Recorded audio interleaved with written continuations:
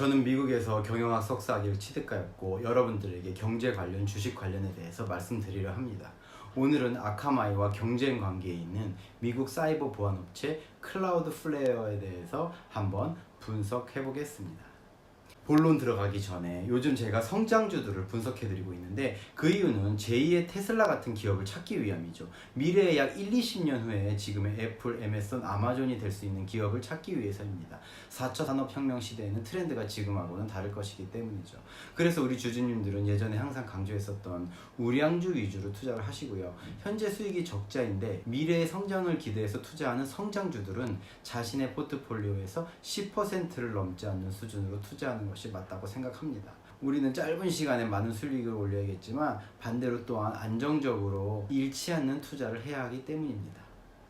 기술이 발달하게 되면서 스마트폰 하나로 모든 걸 제어할 수 있는 시대가 오고 있는데, 그러다 보니 컴퓨터나 스마트폰에 개인의 신상정보, 기업의 중요 자료 등이 저장되어 있죠. 해커들이 취약점을 이용해 그 정보를 고도의 기술로 빼내가 버리면 기업에 막대한 손해가 나거나 개인의 신상정보가 마구 유출되는 경우도 많습니다. 현재 많은 분야에서 자동화 기술이 접목되고 IT 기술이 도입되고 있는데, 누군가가 자동화를 해킹하여 문제를 만든다면 그것을 사전에 방어하는 것이 정보 보안입니다. 클라우드가 빠르게 확산되면서 업무 환경이 크게 바뀌고 있습니다. 하지만 클라우드는 사용이 편한 만큼 리스크가 높습니다. 클릭 몇 번만으로 즉시 사용할 수 있고 데이터를 쉽게 이관할 수 있습니다. 이로 인해 중요한 정보가 클라우드에 저장될 때 사용자의 실수 혹은 클라우드 장애로 데이터가 유출되거나 공개되는 등의 피해도 종종 발생할 수 있습니다. 우리나라도 국내 재개설 2위인 현대기아자동차그룹이 2019년 모든 ERP를 클라우드로 전환하고, SK그룹은 2023년까지 전 계열사 클라우드 전환을 공표하고 전환 로드맵 수립을 발표하는 등 대기업을 중심으로 본격적인 클라우드 전환이 시작되었습니다.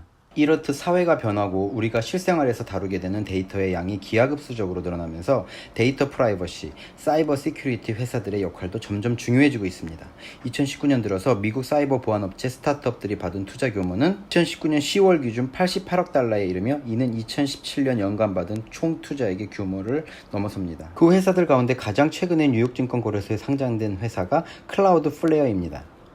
클라우드플레어는 2009년 9월에 매튜 프린스와 두 명의 동업자 리 홀로웨이와 미셸 제트린이 캘리포니아주 샌프란시스코에 설립한 엣지 컴퓨팅 및 보안업체입니다. 지난 2014년 2월과 11월에 각각 초당 400기가비트와 초당 500기가비트의 디도스 공격을 막아내며 업계에서 급부상을 합니다.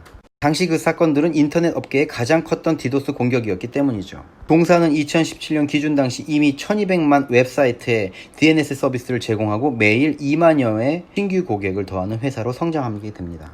클라우드플레어라는 회사는 여러 가지 기능을 서비스하지만 대표적으로 CDN과 WAF를 공급합니다. 투자자는 마이크로소프트, 구글, 바이두 같은 우리가 잘 아는 IT 기업도 있고, 피델리티, 프랭클린 템플턴 등 유명한 기관 투자가도 있습니다. 그럼 대표적으로 어떠한 기능들을 제공하는지, 왜 이 회사를 사용하는지 간략하게 보겠습니다.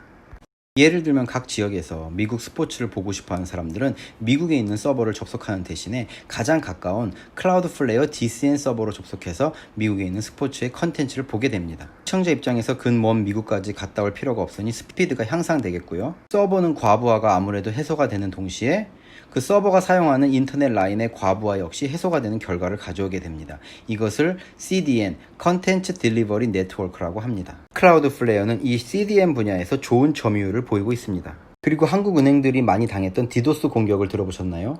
수만 대의 좀비 컴퓨터들이 한꺼번에 서버에 접속해서 사이트를 마비시켜버리는 것을 말하는데요. 저렇게 CDN 서버들이 분산이 되어 있으니 디도스 공격이 감지되는 순간 전 세계 190개가 넘는 클라우드플레어 데이터 센터로 디도스 공격을 알아서 분산시켜서 공격 자체를 무효화시켜버립니다. 또 이런 클라우드플레어를 사용하는 이유가 웹 어플리케이션 페어웨어 WAF를 사용하기 위해서입니다. 웹사이트를 해킹하는 것이나 공격하는 것을 감지해서 방어시켜줍니다. 수많은 해킹 방법들을 인식해서 알아서 막아주는 기능을 가지고 있는 것이 WAF입니다. 하루 동안에 클라우드플레어가 해킹을 인식해서 고객의 웹사이트를 방어한 숫자는 40억 이상입니다. 그리고 마지막으로 도메인 네임 시스템인 DNS 서비스는 클라우드플레어의 핵심이라고 할 수 있는데, 제공되는 서비스들을 사용하기 위해서는 DNS 서버 설정이 클라우드플레어로 되어 있어야 합니다. 현재 동사의 DNS 전 세계 평균 응답 시간은 14ms로 구글의 DNS 30ms보다 빨라 세계에서 가장 빠른 DNS 서버로 평가된다고 합니다. 따끈따끈한 뉴스 시간입니다. 어제 7월 27일 클라우드플레어 웹사이트에 올라온 소식인데요. 앞으로 아마존, 마이크로소프트 등 여러 회사의 서버레스 경쟁력에서 앞서 나갈 플랫폼 소식입니다. 샌프란시스코 비즈니스 와이어에 올라온 뉴스인데 역시 한글로 번역하였고요. 제목은 가장 빠르고 경제적이며 유연하고 안전한 서버레스 컴퓨팅 플랫폼인 월컬 언바운드를 출시한 클라우드플레어. 보안 성능 회사인 클라우드플레어는 오늘 탁월한 성능 보안, 사용 편의성 및 가격을 갖춘 개발자를 위한 서버레스 플랫폼을 제공하는 클라우드플레어 월컬 언바운드 출시 소식을 발표했다. 클라우드플레어 월컬 언바운드를 통해 개발자는 복잡한 컴퓨팅 워크로드를 클라우드플레어 네트워크에서 실행하고 자신이 사용한 부분에 대해서만 비용을 지불할 수 있다. 클라우드플레어 월컬 언바운드는 유연성 향상 외에도 AWS 람다와 같은 기존 중앙 집중식 서버레스 플랫폼에서 동일한 워크로드를 실행할 때 최대한 75%까지 비용을 절약할 수 있다. 여기서 AWS 람다는 아마존 웹 서비스의 일부로 제공하는 이벤트 중심 서버레스 컴퓨팅 플랫폼입니다. 클라우드플레어 월컬 언바운드는 현존하는 가장 매력적인 서버레스 플랫폼입니다라고 클라우드플레어의 공동 설립자 겸 CEO인 매튜 프린스는 말했다. 클라우드플레어 월컬 언바운드는 다음과 같은 다양한 이점들을 제공한다.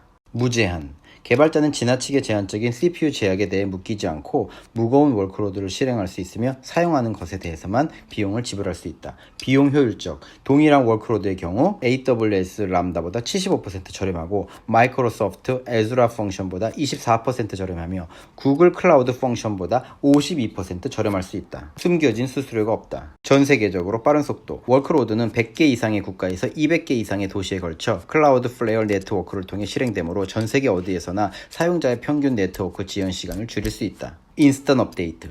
개발자는 다른 서버레스 플랫폼에서 업데이트하는데 소요될 수 있는 분에 비해 15초 만에 코드를 업데이트하고 전 세계적으로 사용할 수 있다. 클라우드플레어 월컬 언바운드는 비용 기준으로 기존 클라우드 서버레스 플랫폼과 직접 경쟁하면서 글로벌 엣지 네트워크를 활용하여 동급 최고의 성능을 제공하도록 설계되었다.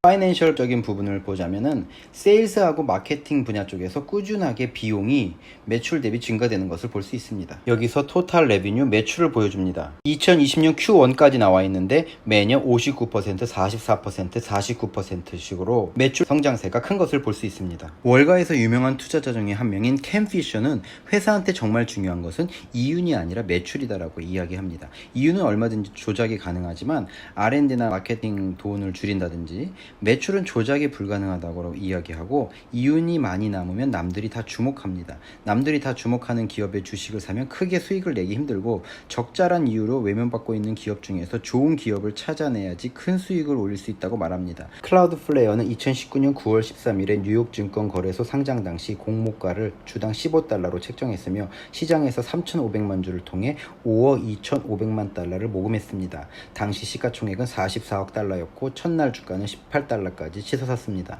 JP모건 리서치의 예상에 따르면 향후 2년 동안 매출 성장이 30%일 것으로 전망하고 있으며 그 이후에는 2024년까지 연간 매출 성장을 20%대로 예상하고 있습니다. 수익성이 적자에서 흑자로 돌아서는 것은 2023년에나 가야 가능할 것으로 봅니다. 그 성장을 견인하는 것은 전체 고객수 기반의 증가와 다양한 서비스 확대, 그리고 무엇보다도 기업 고객수 증가가 향후 매출 증가를 이끄는 것이겠죠. 경쟁사로는 아마존, AWS의 클라우드 프론트, 아까 말씀드렸던 아카마이, 패스틀리, 라임와이어 등 여러 회사가 있습니다. 하지만 한 가지 고무적인 사실은 경쟁자인 아카마이나 패스틀리의 매출 총이익률, 그로스 마진이 각각 70% 이하, 60% 이하인데 반해 클라우드플레어는 그로스 마진이 70% 이상, 79%였고 77%, 2019년에는 78%, Q1에 77%로 모두 70% 이상으로 중앙집권적 플랫폼이 경쟁사 대비 효율적으로 운영되고 있음을 볼 수 있습니다.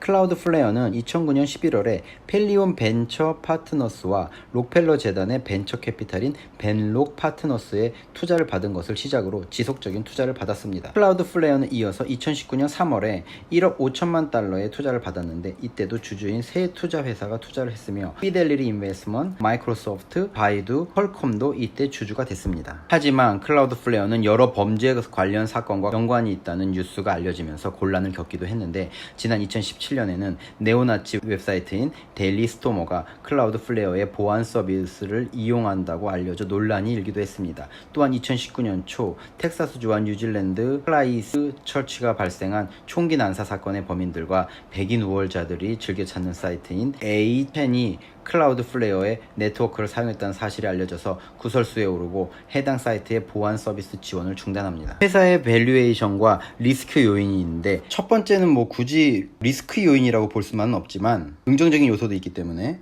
여기 보시면 라지 커스터머는 연간 10만 달러의 매출을 올려주는 기업인데, 이 CAGR Compound Annual Growth Rate 연평균 성장률인데 63%입니다. 기업의 웹사이트에서는 이렇게 많은 성장률을 이루고 보고 있지만, 이러한 라지 커스터머는 전체 매출의 50%가 채 되지 않으면서 현재 포춘 1000 기업들 중 아직 10% 정도만이 동사의 고객인 관계로 고객사의 대부분이 중소기업이라고 볼 수 있으며, 이는 경기 불황기에 매출의 변동성을 초래할 위험이 있습니다. 또한 프리 플랜을 쓰고 있는 고객 기반을 얼마나 유료 플랜으로 전환하느냐와 엔터프라이즈 플랜의 성장이 향후 매출 증가에 가장 큰 요인이 됩니다. 둘째, 클라우드플레어는 작년 6월 말과 7월 초에 두 번에 걸친 시스템 전원 이상이 발생함으로써 고객의 인터넷 플랫폼에 영향을 초래했습니다. 회사의 CEO인 매튜 프린스가 일 처리를 순발력 있게 한 덕에 크게 금전적인 손실을 보진 않았으나, 이런 일이 또다시 발생한다면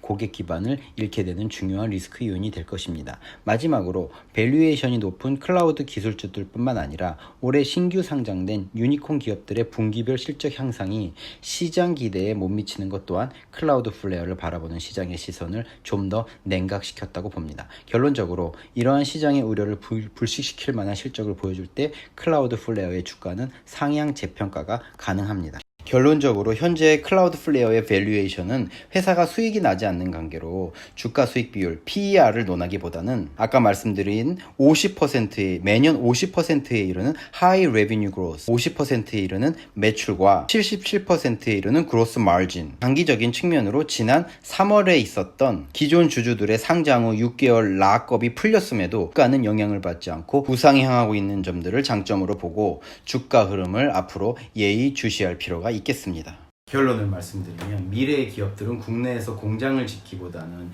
해외에 생산 시설을 짓거나 해외 공장에 지분을 참여하는 방식으로 생산을 전개하죠.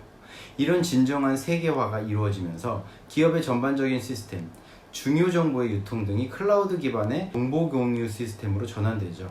그래서 전 세계의 생산 시설들과 공유되는데, 이때 클라우드 보안의 중요성이 야기되게 되겠습니다. 구독과 좋아요는 제가 영상을 제작하는데 큰 힘이 됩니다.